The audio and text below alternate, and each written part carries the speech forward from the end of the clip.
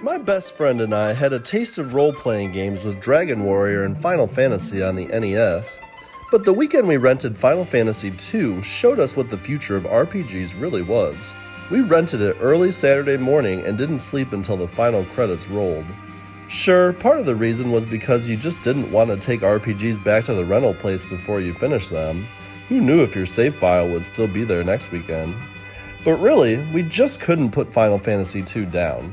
The twisting tale of Cecil's redemption kept us going into the wee hours of the night. We went from the planet's surface to the underground kingdom of the dwarves, lally-ho! All the way to the moon. We finished the game at about 6 a.m., and we sat there in silence, jaws on the floor, taking in what we had just witnessed. And then we got some sleep.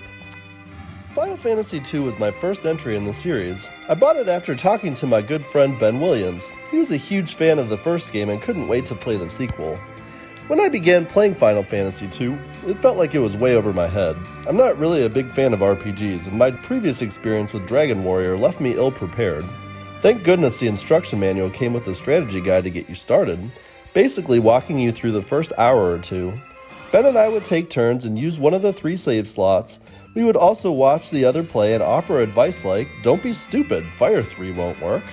Final Fantasy II means even more to me now that Ben has passed on. It reminds me of our friendship and how much fun he was to be around. My favorite memory has to be when I was fighting the 4 fiends and they combined into one.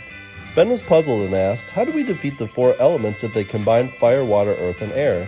I looked through my massive list of spells and said, how about Nuke? He said, oh yeah, let's try it. And after casting Nuke a couple times, the fiend was no more and we celebrated with soda pop and potato chips. What are your memories of Final Fantasy II? Drop them in the comments.